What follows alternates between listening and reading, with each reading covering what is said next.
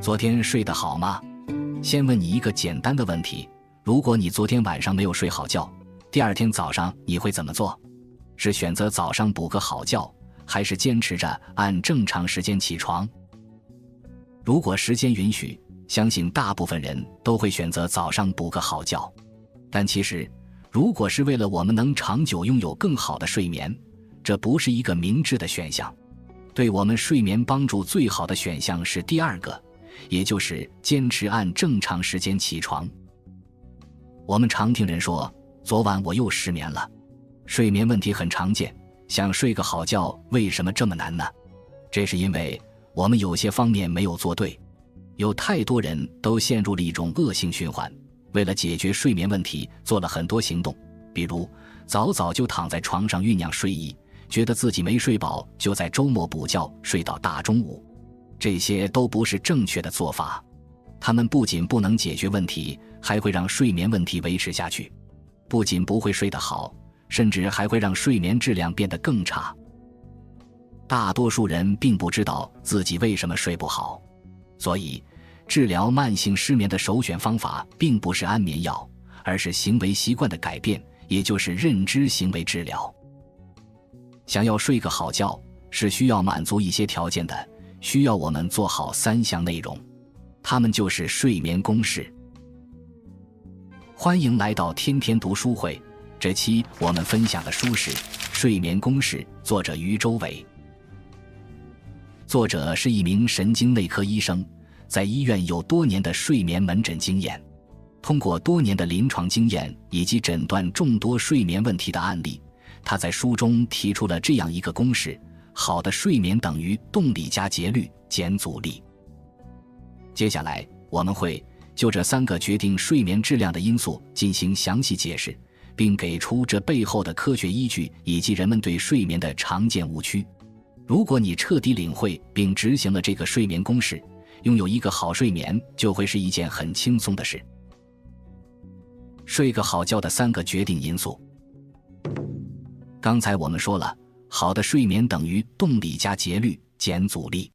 这个公式的右边的3项就是决定一个人能否睡好觉的关键因素。我们先来看第一个关键因素，动力，它指的是睡眠驱动力。我们可以把它简单理解成困意，它能把人放倒，让人进入睡眠状态。如果把进入睡眠比喻成坐滑梯，那么睡眠驱动力就相当于我们在滑梯顶端时把自己推下去的力量。很明显，睡眠驱动力越大，人就越容易进入睡眠。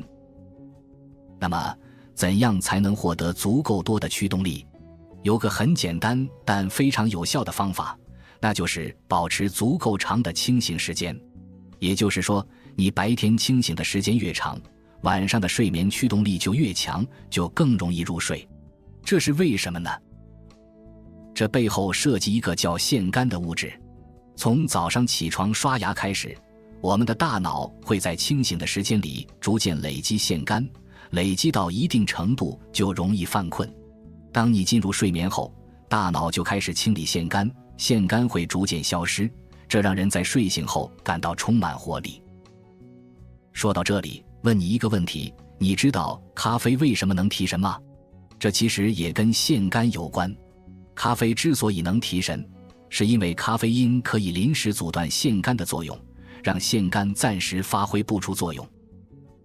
所以如果你晚上不容易睡着，白天就不要喝咖啡和茶饮料了。另外，如果你白天睡得太多，那白天清醒的时间就会相对较少，这会让大脑产生不了充足的腺苷，同时白天的睡眠还会提前消耗掉一部分腺苷，那晚上很难入睡就是自然而然会发生的事情了。因此，如果你特别容易失眠，或者最近晚上都睡不好，那可以先尝试取消白天的午睡。如果因为下午有特殊工作，一定要睡觉恢复精力，最好只休息10到20分钟，也不需要睡着，闭目养神一会儿就好。如果你白天大脑累积的腺苷已经够多了，也就是你的睡眠驱动力已经足够了，但晚上还是睡不着，那你可以看看睡眠公式里的第2个关键因素，节律。节律是指昼夜节律，也就是我们的生物钟。它相当于你体内的一个身体活动时刻表，让你在合适的时间做合适的事。比如，该睡觉的时候能睡着，该工作的时候能保持清醒。正常情况下，这个时刻表会和外界的光线信号保持一致，也就是日出而作，日落而息。光线是影响昼夜节律的所有因素中最强的一个。如果昼夜节律乱了，作息时间不规律，那睡眠就容易出现问题。在这方面，我们举一个最极端的例子，倒时差。一般来说，当人跨越2个或以上的时区时，就会发生时差障碍。时差障碍最明显的症状是白天困倦疲惫，很难集中注意力，晚上又出现入睡困难或早醒。此外，有些人还容易出现情绪问题，比如容易愤怒、情绪低落等等。还有少部分人会出现消化道问题，包括便秘或腹泻。所以，如果一个人刚到一个新时区出现类似的症状，那很可能就是时差障碍。人为什么会出现时差障碍呢？简单的解释是，我们身体的昼夜节律还停留在原来的状态，没来得及和新地方的时间同步。这个时候，我们身体的昼夜节律会按原时区执行，它会驱使我们按原来时区的时间去睡觉，即使外面还是艳阳高照。怎么应对时差障碍呢？或者说，我们如何调整自己的生物钟呢？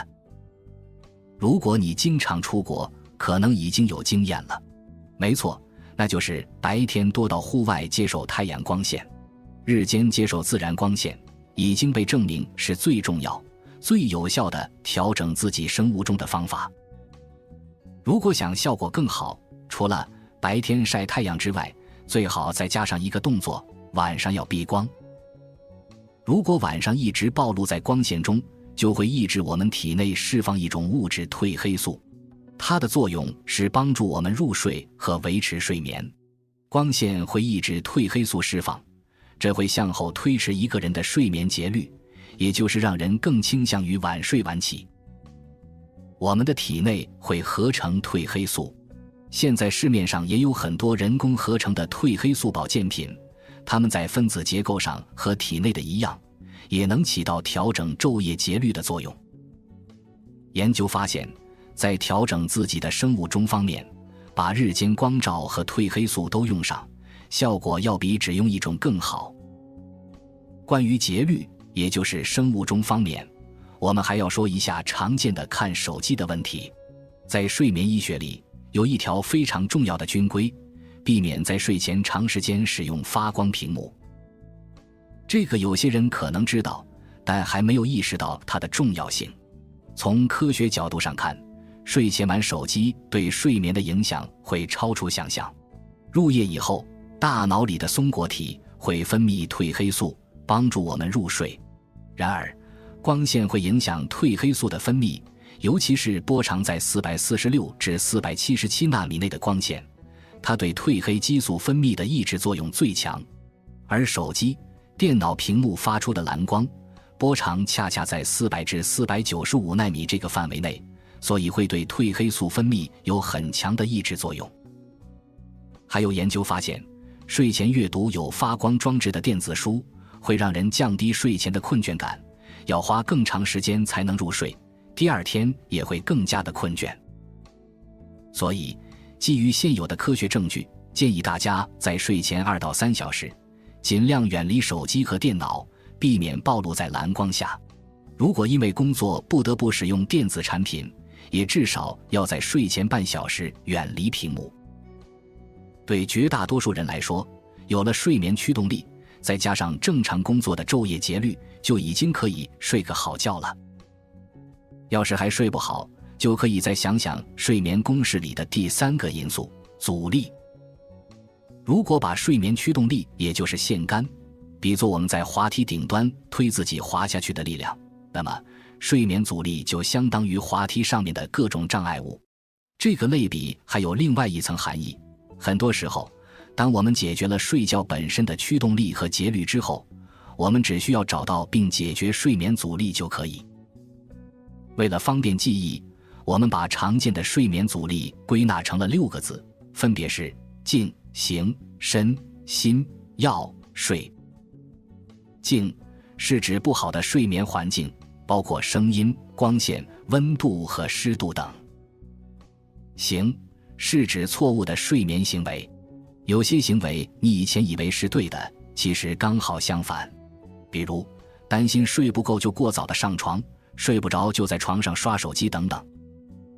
身是指身体变化，包括生理变化和疾病，任何疾病带来的不适都会影响睡眠。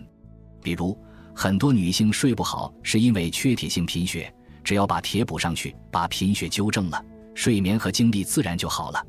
心是指情绪压力或精神疾病，比如最常见的焦虑和抑郁。药是指影响睡眠的药物，老年人疾病多，常常会吃很多药，有些药物和保健品是会干扰睡眠的。睡是指特殊的睡眠障碍，比如严重打鼾伴有的睡眠呼吸暂停，以及慢性失眠都是特殊的睡眠障碍。请注意，这里说的慢性失眠是一种独立的疾病，具体情况我们在后面治疗慢性失眠的部分会详细解读。这6个睡眠阻力就像6把锁，锁住了我们的睡眠之门。你需要找出这些阻碍我们推开睡眠之门的锁。如果门上只有1把锁，那只需要1把钥匙。比如在睡眠环境方面，你常常被清晨的阳光唤醒，那么换一个遮光窗帘就可以了。如果门上有3把锁，那就需要3把钥匙，需要多种手段来协同解决问题。知道了睡眠公式以及什么是睡眠的驱动力、节律和阻力，普通人怎样在实际中提升睡眠质量呢？为了方便大家的理解和记忆，我们按照一天的作息时间编了一个顺口溜：早上固定时间起，拉开窗帘见晨曦；早餐营养顾节律，避免久坐多起立；午间打盹止小眯，下午咖啡奶茶远离；下班健身或瑜伽，睡前手机换书籍。对于大多数人来说，按照这个顺口溜做，轻松睡个好觉是没有问题的。大多数人只是偶尔被失眠困扰，但还有不少人患有慢性失眠。接下来我们就来看看治疗慢性失眠的办法。跟很多人想的不一样，治疗慢性失眠的首选方法不是用安眠药，而是用认知行为疗法。治疗慢性失眠的最好方法。刚才咱们说到的6大睡眠阻力里，最难克服的是特殊的睡眠障碍。其中慢性失眠是最常见的睡眠障碍，也是被大家误解最多的。失眠了就要吃安眠药，这是一种很普遍的误解。事实的真相是，慢性失眠的首选治疗方法不是吃安眠药，而是认知行为治疗。认知行为疗法的英文缩写是 CBT， 失眠的英文首字母是 I， 因此失眠的认知行为治疗常常被称为 CBTI。 这个方法是用正确的睡眠认知和正确的行为来治疗失眠。我们想象这样一种场景，一个人过段时间准备参加一场重要面试，每天都很紧张，这让他睡眠情况变得不好，晚上常常睡不着，白天状态也很糟糕。但他最终靠实力拿下了面试，然而他的睡眠并没有好起来，失眠已经成为他生活的一部分，就像长在他身上一样。为什么烦心事已经过去了，失眠却还一直持续呢？答案是，我们很可能一直在用自己的行为努力地把失眠问题维持下去。这一句话有点抽象，我们举个例子。很多人发现自己晚上睡不着或者没睡够之后，可能会做一些补偿的行为，比如早早地躺在床上酝酿睡意，或者在床上玩手机。再比如，如果不用上班，早上就赖床。再比如，白天一有机会就往床上躺，找机会补觉。这些行为听起来是不是很耳熟？注意了，他们看起来非常合理，但却是错误的，正是他们维持了一个人的慢性失眠问题。医学上把这些行为叫做慢性失眠的维持因素。为什么会这样呢？简单来说，就是一个人在床上醒着的时候太多了，时间一长，这种觉醒状态和床之间建立了新的条件反射，床等于清醒，而床和睡眠之间的连接会逐渐变弱。结果就是你明明已经很困很累了，可是只要一躺在床上就睡不着。睡眠医学把这种机制叫做条件性觉醒。科学界普遍认为，这种条件性觉醒正是慢性失眠的病因。这个机制能够解释很多现象，比如你能在客厅的沙发上睡着，但是一走进卧室就睡不着了，或者你出差在酒店里能睡着，回到家又睡不着。想要解决这个问题，最重要的就是切断床和清醒之间的连接，重新建立床和睡眠之间的连接。20世纪70年代初，睡眠医学界的前辈们就设计了一套行为指令，翻译过来一共有4句话：不困不上床，困了才上床。不要在卧室和床上做与睡觉无关的事情。如果入睡困难，不要硬躺，最好起床离开卧室，等到再次有困意时重新上床。不论昨晚睡了多久，早上固定时间起床。研究睡眠的科学家们也给我们提出了一个建议：晚上不要看时间。失眠的人睡不着，喜欢频繁地看时间，结果越看越着急，这其实会导致时间焦虑。我们可以把钟表这样的时间线索从卧室里请出去。如果你实在需要用手机定闹钟，最好手机网络关掉，并放在远离床头的地方，越远越好。你不需要知道自己几点睡，也不需要知道自己几点醒，只要闹钟没响，就接着踏实的睡觉。实验研究发现，这套方法非常有效，只要一个人能坚持下去，它发挥的作用还能长期持续。医学界给这个方法取了个名字，叫刺激控制疗法，英文缩写是 SCT。 到目前为止，很多国家的失眠指南里都很推荐刺激控制疗法。尽管这种认知行为治疗不能像安眠药那样立马起效，但一个人只需要坚持2到4周就能感受到它的作用，而且还能摆脱对安眠药的依赖。同样，关于慢性失眠，我们也总结了一段话，方便大家执行：不困不勉强睡，睡不着离开床，困了重新上床。睡觉不看时间，看了干着急。没睡好也要按时起，坚持即胜利。学完了行为认知疗法，我们还需要避免一些对睡觉的认识误区。消除这些误区，对帮助我们睡个好觉一样重要。避免睡觉的认识误区。关于保证好的睡眠，除了执行有效的帮助睡眠的方案外，我们还是需要避免一些对睡觉的认识误区的。最常见的误区有2个，一个是认为秒睡等于睡得好，另一个是以为打鼾就是睡得香。我们先说第一个，一个人从上床准备睡觉到进入睡眠，这段时间叫入睡潜伏期。入睡潜伏期有长有短，每个人的情况都不一样。一些人会羡慕那些倒头就睡的人，但其实睡得太快不等于睡得好。根据美国睡眠医学会的定义，如果一个成年人的睡眠潜伏期小于8分钟，意味着可能存在嗜睡的情况。睡眠医学里有一种疾病叫发作性睡病，患有这种病的人会在各种场合犯困，而且都是秒睡，平均睡眠潜伏期小于3分钟。导致这个的原因分2种。先说第一个原因，在现实中，如果一个成年人总能快速入睡，往往暗示着他平时欠了太多睡眠债。一个人平时总睡不够，熬夜加早起，就会处于欠睡的状态。欠得多了，身体会催人还债。只要有机会睡，身体就会让他以更快的速度睡着。这种欠睡情况比较容易辨别，我们大家稍微看一下自己的情况就明白了。还有一种情况，明明自己睡的时间很长，困了就睡，能自然醒，但白天还是频繁犯困，而且说睡就睡。这就意味着你晚上可能睡了一个假觉，虽然看起来睡得很香，其实睡得很辛苦。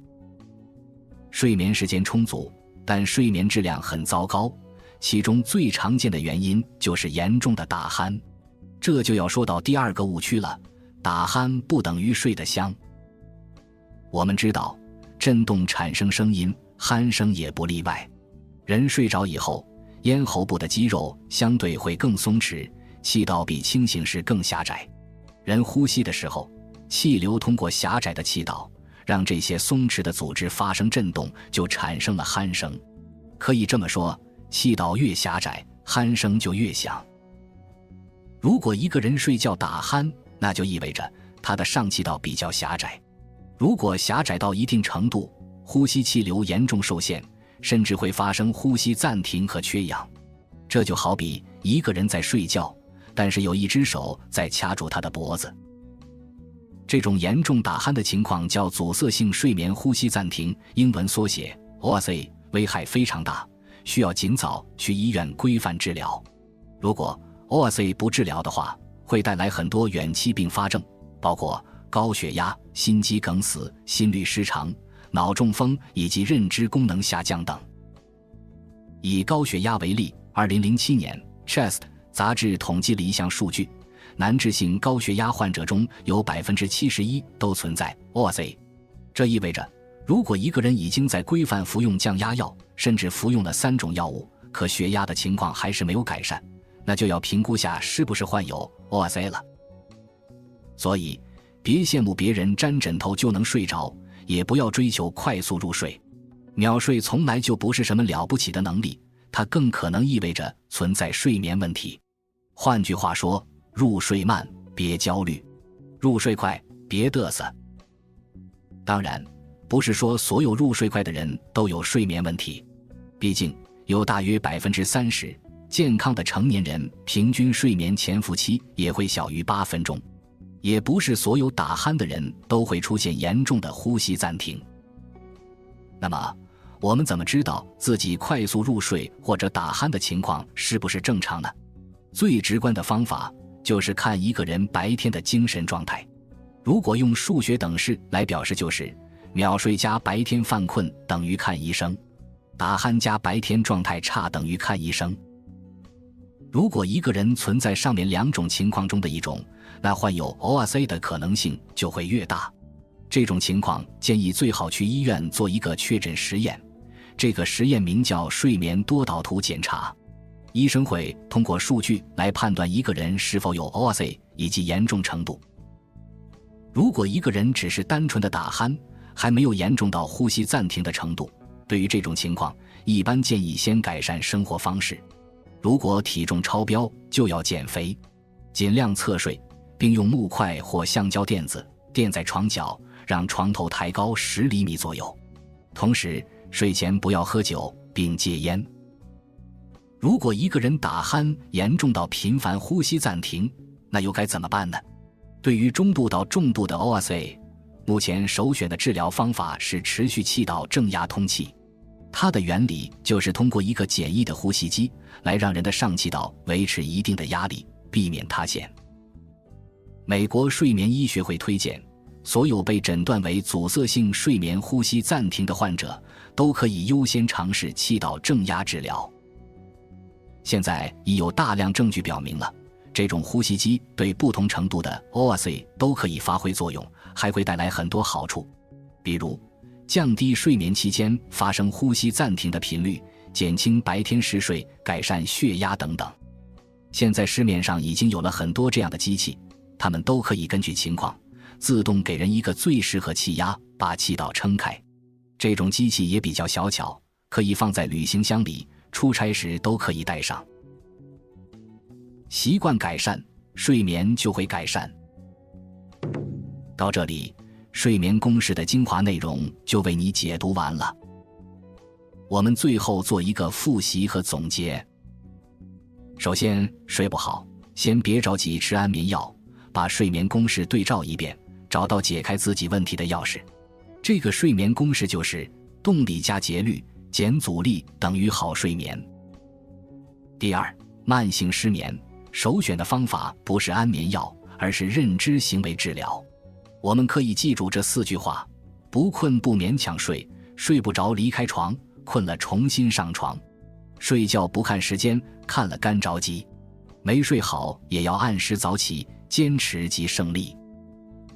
第3，入睡慢，不用慌，睡得快也未必好。如果一个人打鼾，这是在提示他气道狭窄。严重的狭窄会出现阻塞性睡眠呼吸暂停，需要尽早看医生。希望你早日拥有好睡眠。感谢观看天天读书会，这期的分享就到这里了。如果你觉得这期的内容有收获，别忘了分享给自己的家人或朋友。我们下期见。